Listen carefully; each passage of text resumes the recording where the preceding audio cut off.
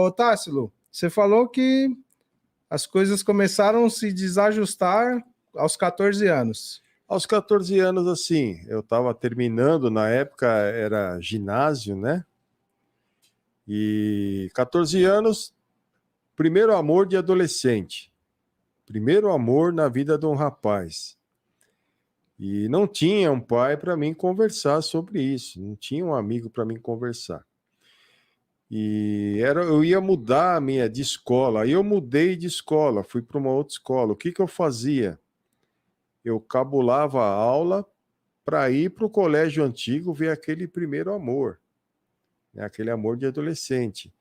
E minha mãe, naquela inocência dela, não sabia o que estava acontecendo, né? Começou a me levar para centro de Umbanda, para não sei o que e tal, achando que eu estava envolvido com droga, que eu cabulava a aula para usar drogas, mas não era nada disso. Eu cabulava a aula porque eu já não tá, eu queria ver o meu primeiro amor e eu não podia porque eu tinha mudado de escola. Então foi um fato até curioso, né? Uhum. Que aí convidaram uma senhora da Igreja Católica para me convidar para ir num encontro de jovens, né? Para ver se conseguia mudar a minha mentalidade, tudo, né? E o engraçado é que quem estava usando droga já naquela época era o meu irmão. Meu irmão já estava lá fazendo uso dos cigarrinhos de maconha, e eu não, né? E aí eu entrei na Igreja Católica, fiquei, né, ajudando naqueles encontros de jovens, tudo. Minto, meu irmão ainda não estava nas drogas, né? Depois de um tempo ele começou a fazer o uso da maconha. E eu comecei a trilhar um caminho dentro da Igreja Católica, que eu gostei daquele trabalho que me apresentaram, né? E a minha mãe nunca entendeu que nunca teve droga nenhuma, que nunca teve nada, né? Uhum. Era apenas esse sentimento, né? Mal compreendido, né? Que também não era culpa dela.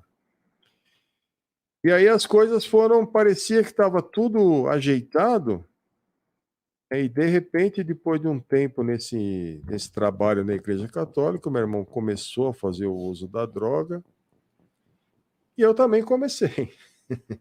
E é engraçado, porque eu trabalhava com palestras, né? As pessoas, ajudando as pessoas a fazerem palestras para os jovens não usarem droga.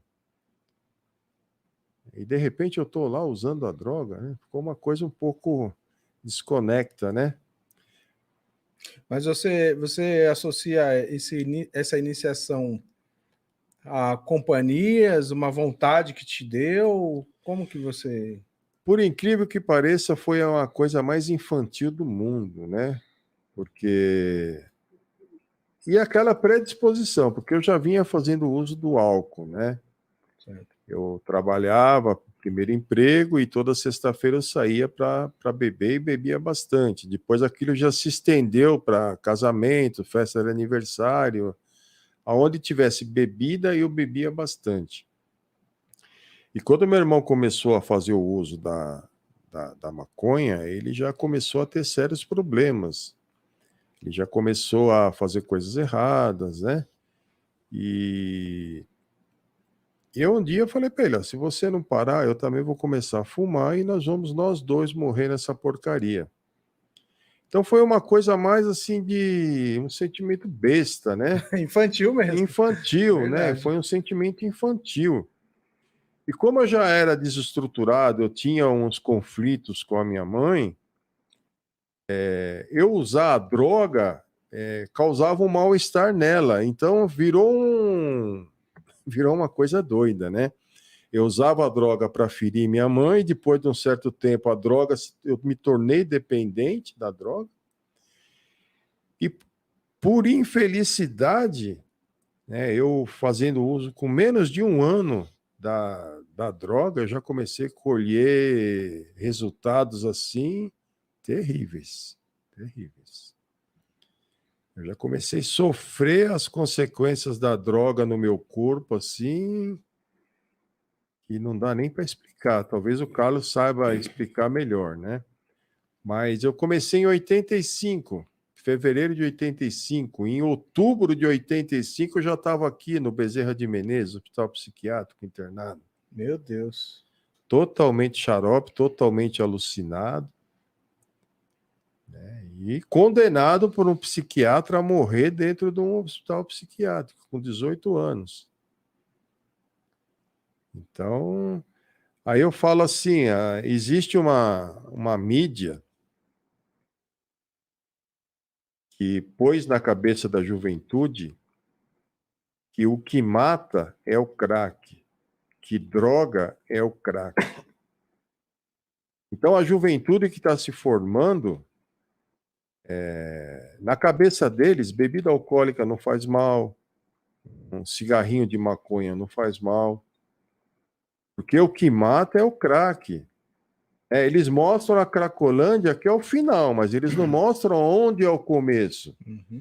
Ninguém começou a fumar crack hoje e amanhã está na Cracolândia. Eles começaram um tempo lá atrás, uns 10, 15 anos atrás, 20 anos atrás. Mas e aí você começou a teve essa internação, esse diagnóstico, e daí você parou, nunca mais usou.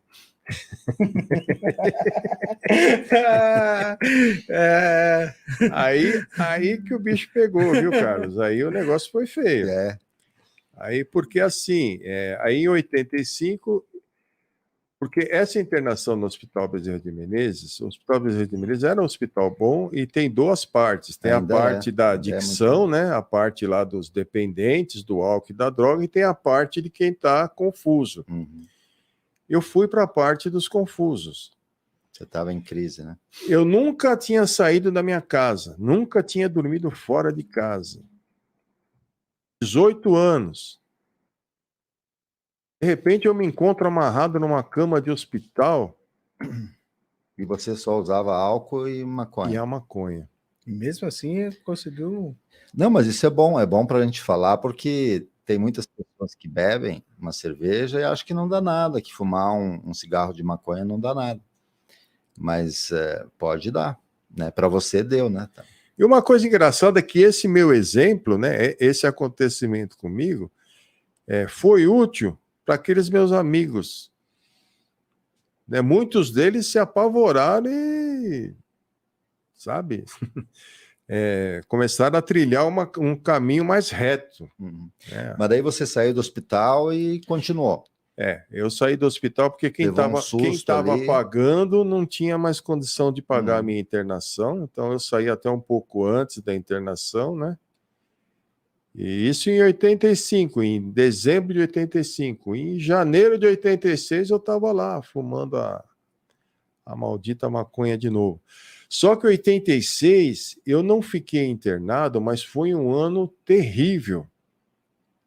Porque eu entrei numa crise de um pânico, que eu não saí de casa em 86. Eu fiquei o ano inteiro dentro de casa, sem conseguir sair, sem falar com ninguém, com medo de tudo e de todos. Nessa época você morava com quem? Que você falou que nessa época seus pais já eram separados. E você estava com sua mãe? Eu morava com a minha mãe. Então, eu fiquei o ano inteiro dentro de casa sem conseguir sair de casa. Saía poucas às vezes, talvez para fumar um cigarro de maconha, mas não conseguia sair. E aí, quando eu voltei a sair de casa de novo, aí eu voltei ao uso da droga novamente. Aí eu voltei a ser internado, fui em uma casa de saúde de Santana. E aí eu comecei essa caminhada muito triste. Porque no total, Carlos, parece conta de mentiroso, né? Mas eu fui 27 vezes parar em hospitais psiquiátricos. Não é casa de recuperação. É hospitais psiquiátricos que, há uns anos atrás, não era nada agradável. É um tratamento, assim, muito... diria até cruel.